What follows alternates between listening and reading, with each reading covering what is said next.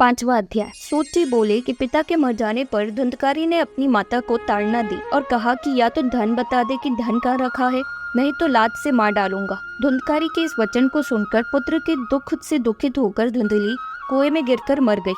गोकर्ण तीर्थ यात्रा करने को चल दिया, क्योंकि गोकर्ण के न तो कोई सुख है न कोई दुख है, न बैरी है न कोई बंधु है। धुंधकारी उस घर में 5 वैश्याओं के साथ रहने लगा और उनका पालन पोषण महाकुत्सित कर व ठगाई आदि से मूढ़ बुद्धि करने लगा। एक दिन उन उल्टाओं ने आभूषण के निमित्त कहा तो वह धुंधकारी कामांध होकर मृत्यु का भय न करके घर से बाहर धन के अर्थ निकला और इधर उधर ठगाई करके बहुत सा धन संग्रह करके घर पर लौट आया। वैश्याओं को अनेक अनेक प्रकार के वस्त्र आभूषण दिए।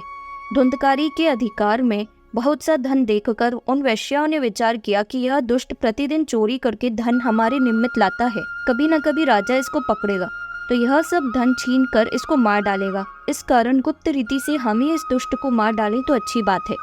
इस प्रकार इसको मार सब धन लेकर अपनी इच्छाओं के अनुसार बिचरे। ऐसे परस्पर निश्चय करके उन सब वैश्याओं ने उस सोते हुए धुंधकारी को रस्सियों से बांधा और कंठ में फांसी डालकर मारने लगी, परंतु वह मरा नहीं। तब उन्होंने बहुत से अंगारे लगाकर उसके मुख को जलाया। तब उस अग्नि की ज्वाला की अत्यंत असहाय वेदना से व्याकुल होकर वह मर गया। उन गणिकाओं ने उसकी देह को गड्ढा खोदकर गड्ढे के भीतर गाड़ दिया। जब पड़ोसियों ने पूछा कि धुंधकारी कहाँ है, तब उन उल्टाओं ने कहा कि वह विदेश को द्रव्य उपार्जन करने को चला गया। फिर वह वैश्याएं सब धन ले अन्यत्र चली गईं और धुंधकारी को कर्म के कारण महाप्रेत हुआ। वह शीत व धूप से व्याकुल, क्षुधा तृषा से पीड़ित, निराहार, वायु में घूमता हुआ कहीं शांति को प्राप्त न हुआ और हा देव इस प्रकार कहने लगा। कुछ काल में गोकर्ण ने लोगों के मुख से सुना कि धुंधकारी मर गया। तब गोकर्ण ने उसको अनाथ जानकर गया जी में श्रद्धा किया। कुछ समय पश्चात गोकर्ण अपने नगर में आया और अपने घर के आंगन में सो रहा। जब आधी रात हुई तब धुंधकारी ने इसको महाभयंकर रूप दिखाया। गोकर्ण ने उससे पूछा कि यह भयंकर रूप वाला तू कौन है और तेरी यह दुर्गति कैसे हुई? तू प्रेत है या पिशाच है? सो कहा। सूची बोले कि है शौनकादिक ऋषियों।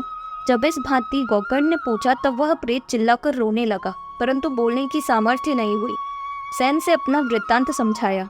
इसके उपरांत गोकर्ण ने अंजलि में जल भरकर मंत्र पढ़ उस पर छींट मारा। छींटा लगते ही उसका पाप क्षीण हो गया। तब वह पापी बोला, मैं तुम्हारा भाई धुंधकारी महाअज्ञानी था। मुझको वैश्याओं ने फांसी देकर महादुख से मार डाला। इस कारण मैं प्रेत हुआ हूँ। अपनी दुर्दशा का दुख मैं सहता हूँ। प्रारब्ध से और तो मुझको कुछ मिलता नहीं, केवल पवन भक्षण करके जीता हूँ।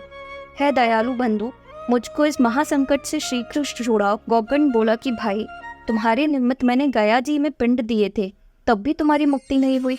यह सुनकर प्रेत बोला कि जब आप 100 बार गया श्राद्ध करोगे तो भी मेरी मुक्ति नहीं होगी, क्योंकि मैं महापापी हूँ। मेरे उद्धार निमित्त कोई दूसरा उपाय आप विचारो। उसके यह वचन सुन गोकर्ण को बड़ा आश्चर्य हुआ और कहा कि ऐसी दशा में तेरी सुगति होना असाध्य ही है। परंतु हे प्रेत, तू अपने मन में धैर्य धारण कर। तेरी मुक्ति के अर्थ में कुछ न कुछ साधन विचार करूंगा। दूसरे दिन प्रातः काल होते ही गोकर्ण को आया देखकर सब लोग परम प्रीति से मिलने आए। गोकर्ण ने उन सबसे रात्रि का सब वृत्तांत कह सुनाया, परंतु उस प्रेत की मुक्ति का कोई भी उपाय न बता सका। उन सबों ने निश्चय करके यह बात गोकर्ण से कही कि इसकी मुक्ति का साधन सूर्य नारायण बता सकते हैं। यह सुनकर गोकर्ण ने सूर्य की प्रार्थना की, हे जगत के साक्षी, आपको मैं प्रणाम करता हूँ। मेरे भाई की मुक्ति का कोई उपाय बताइए जिससे उसका उद्धार हो। गोकर्ण के दीन वचन सुनकर सूर्य नारायण दूर से यह स्फुट वचन बोले कि हे गोकर्ण, श्रीमद् भागवत का सप्ताह यज्ञ करो, उसकी मुक्ति हो जाएगी। धर्म रूप सूर्य नारायण का यह वचन सुन श्रीमद् भागवत के सप्ताह यज्ञ का प्रारंभ किया। उस सप्ताह पारायण के सुनने को वहां देश और गांव-गांव के मनुष्य आए और अनेक लिंग के अंधे, वृद्ध और मंद पुरुष भी अपने अपने पाप दूर करने के अर्थ वहां आए। जब गोकर्ण ने आसन पर विराजमान होकर कथा का प्रारंभ किया तब धुंधकारी भी वहां इधर उधर देखने लगा। वहां 7 गांठों वाला बांस रखा था। उसकी मूल में छिद्र के द्वार प्रवेश कर सप्ताह सुनने को बैठ गया। गोकर्ण ने पहले दिन प्रथम स्कंद की कथा भली भांति सुनाई। जब स्कंद समय कथा विसर्जन हुई तब उस बांस की एक गांठ फट गई।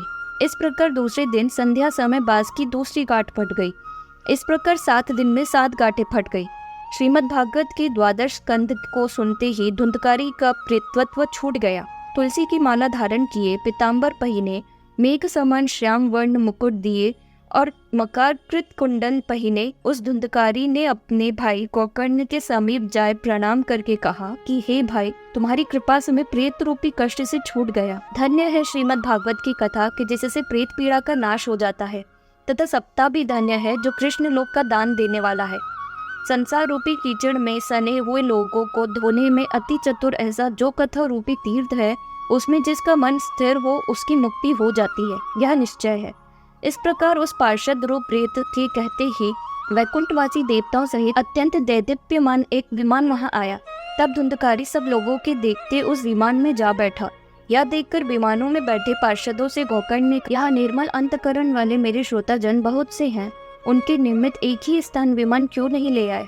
यह सुनकर हरिदास बोले, श्रवण करने में भेद होने के कारण फल में भेद है। सप्ताह सुना तो सबने, परंतु जिस प्रकार इस प्रेत ने मनन किया ऐसे अन्य श्रोताओं ने मनन नहीं किया।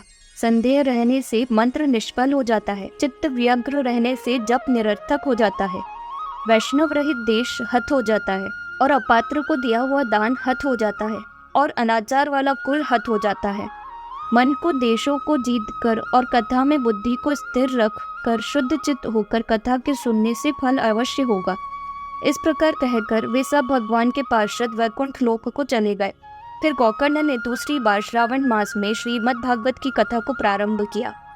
जब 7 रात्रि वाली सप्ताह की कथा समाप्त हुई, उस समय कौतुक हुआ कि और भक्तों सहित हरि भगवान वहां आकर प्रकट हुए। तब वहां बहुत बार जय शब्द से वह समाज गूंज उठा। भगवान ने प्रसन्न होकर वहां अपने 5 जन्य शंख की ध्वनि की और गोकर्ण को आलिंगन करके हरि ने अपने समान कर लिया तथा अंत में सब श्रोताओं को क्षण मात्र में मेघ के समान श्याम वर्ण पीताम्बर युक्त कुंडलधारी बना दिया। इस गांव में श्वान से लेकर चंडाल जाति के जितने जीव थे, वह भी गोकर्ण की कृपा से उस समय विमानों में स्थित हुए। उन सबको हरिलोक को भेज दिया कि जहां योगी जन जाते हैं, और कथा श्रावण से प्रसन्न होकर श्री कृष्णचंद्र गोकर्ण को संग लेकर गोलोक को चले गए। सप्ताह यज्ञ में यह कथा सुनने जो फल प्राप्त होता है, सो हे महात्माओं, उस उज्ज्वल फल समुदाय की महिमा को हम कहाँ तक वर्णन करें। ब्रह्मानंद से प्राप्त हुए शांडिल्य मुनीश्वर भी चित्रकूट में इस पवित्र इतिहास का पाठ किया करते हैं। यह आख्यान परम पवित्र है। इसके एक बार सुनने से भी पापों का समूह भस्म हो जाता है। श्राद्ध में इनका पाठ करने से पितर अत्यंत तृप्त हो जाते हैं और प्रतिदिन इसका पाठ करने से संसार में फिर जन्म नहीं होता।